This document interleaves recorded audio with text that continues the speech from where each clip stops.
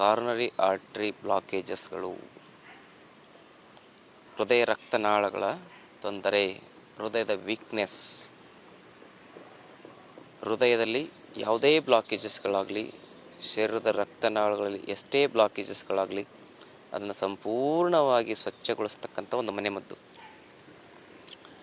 ಈ ಮನೆಮದ್ದು ಎಂಥವ್ರಿಗೆ ಉಪಯೋಗ ಆಗಿದೆ ಅಂದರೆ, ಈಗ ನಿಮ್ಮಲ್ಲಿ ಬ್ಲಾಕೇಜ್ ಆಗಿದೆ, ನಿಮ್ಗೆ ಆಪ್ರೇಷನ್ ಮಾಡಲೇಬೇಕು ಅಂತ ಹೇಳ್ತಾರೆ.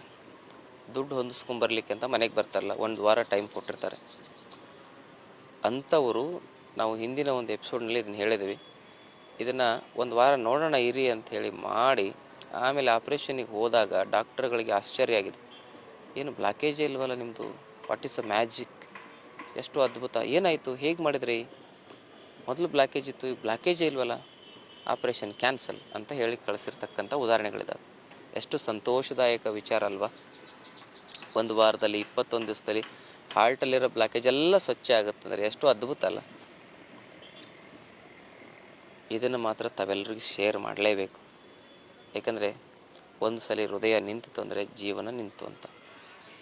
ನಿಮ್ಮಲ್ಲಿ ಹೃದಯವಂತಿಕೆ ಅಂತಕ್ಕಂಥದ್ದು ಇದ್ದರೆ ದಯವಿಟ್ಟು ಇದನ್ನೆಲ್ಲರಿಗೂ ಶೇರ್ ಮಾಡಿ. ಯಾಕಂತ ಹೇಳಿದ್ರೆ ಸಾವಿರಾರು ಜನರ ಹೃದಯ ಉಳಿಸ್ತಕ್ಕಂಥ ಪುಣ್ಯ ನಿಮಗೆ ಬರ್ತದೆ. ಅದ್ಭುತವಾಗಿ ಇಷ್ಟೊಂದೆಲ್ಲ ಇದರಲ್ಲಿ ಒಳ್ಳೆ ರಿಸಲ್ಟ್, ಸ್ಪೀಡ್ ರಿಸಲ್ಟ್ ಬರುತ್ತೆ ಅಂತಕ್ಕಂಥದ್ದು ನಮಗೂ ಕೂಡ ಪ್ರಾರಂಭದಲ್ಲಿ ಅನ್ನಿಸಿರಲಿಲ್ಲ. ಅಷ್ಟೊಂದು ಬೇಗ ಕ್ವಿಕ್, ಸಂಪೂರ್ಣವಾಗಿ ರಿಸರ್ಚ್ಡ್ ಬೇಸಲ್ಲಿ ನಾವು ಇದನ್ನು ಹೇಳ್ತಾ ಇದ್ದೀವಿ. ಭಾಳ ಜನರ ಮೇಲೆ ಪ್ರಯೋಗ ಮಾಡಿದ್ವಿ. ಇದನ್ನು ಹಾರ್ಟ್ ಸ್ಪೆಷಲಿಸ್ಟ್ ಒಬ್ಬ ಡಾಕ್ಟ್ರು ಮಹಾರಾಷ್ಟ್ರದಲ್ಲಿ ಮೊದಲು ಸಂಶೋಧನೆ ಮಾಡಿ ಅದರ ಬಗ್ಗೆ ಒಂದು ದೊಡ್ಡ ಆರ್ಟಿಕಲನ್ನೇ ಪ್ರಕಟಿಸಿದ್ದಾರೆ. ಈ ಒಂದು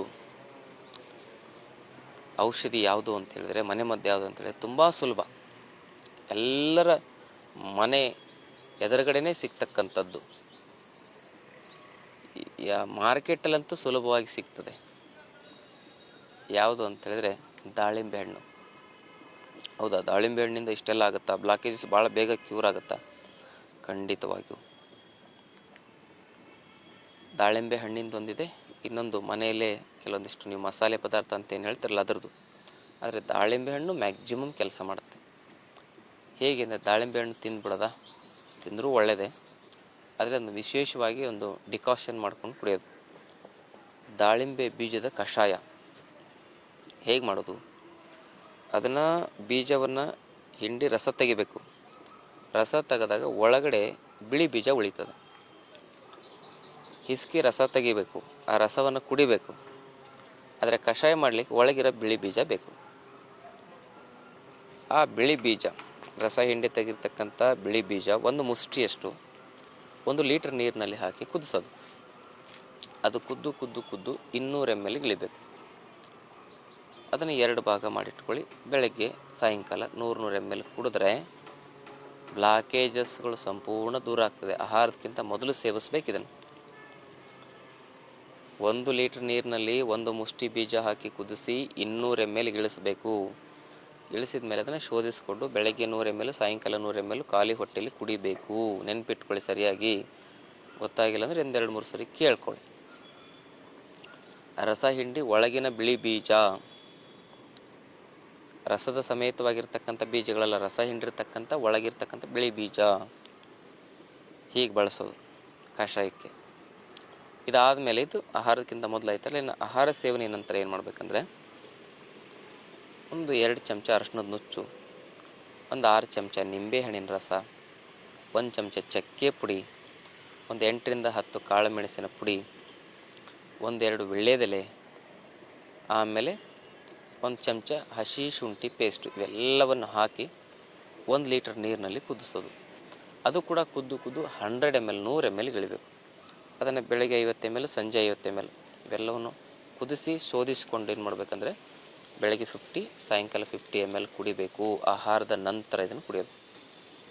ಇಷ್ಟು ಮಾಡಿ 1 ತಿಂಗಳ ಕಾಲ ಬರೀ ಸೊಪ್ಪು, ತರಕಾರಿ, ಹಣ್ಣು ಹಸಿದಾಗೆ ತಿನ್ನಿ. ಆಹಾರದಲ್ಲಿ ಈ ಕ್ರಮ ಬಹಳ ಮುಖ್ಯ.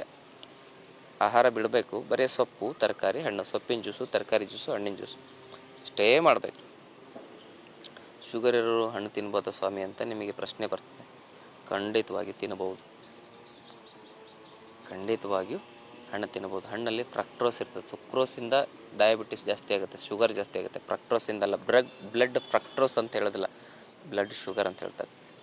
ಆದರೂ ಕೂಡ ಪಚ್ಚ ಬಾಳೆಹಣ್ಣು ಮತ್ತು ಸಪೋಟ ಹಣ್ಣು ಶುಗರ್ ಇರೋರು ತಿನ್ನದೇ ಇದ್ದರೆ ನಡೀತದೆ. ಮಿಕ್ಕಿರೋ ಎಲ್ಲ ಹಣ್ಣು ತರಕಾರಿ ಸೊಪ್ಪು ತಿನ್ಬೋದು. ಯಾಕಂದರೆ ಶುಗರ್ ಮಾತ್ರೆ ತಿಂದು ಹಾರ್ಟ್ ಬ್ಲಾಕೇಜ್ ಆಗಿರುತ್ತೆ, ಬಿ ಪಿ ಮಾತ್ರೆ ತಿಂದು ಹಾರ್ಟ್ ಬ್ಲಾಕೇಜ್ ಆಗಿರುತ್ತೆ. ಈ ಸೊಪ್ಪು ತರಕಾರಿ ಹಣ್ಣು ತಿನ್ನೋದ್ರಿಂದ ಬಿ ಪಿ ಶುಗರು ನಾರ್ಮಲ್ ಆಗುತ್ತೆ. ಈ ಕಷಾಯ ಕುಡಿದ್ರಿಂದ ಬ್ಲಾಕೇಜ್ ಹೊರಟೋಗುತ್ತೆ. ಕಂಪ್ಲೀಟಾಗಿ ನಿಮ್ಮ ಜೀವನ ಹೊಸದಾಗುತ್ತೆ, ನವೋಲ್ಲಾಸ, ಮಗುವಿನ ಥರ ಆಗುತ್ತೆ.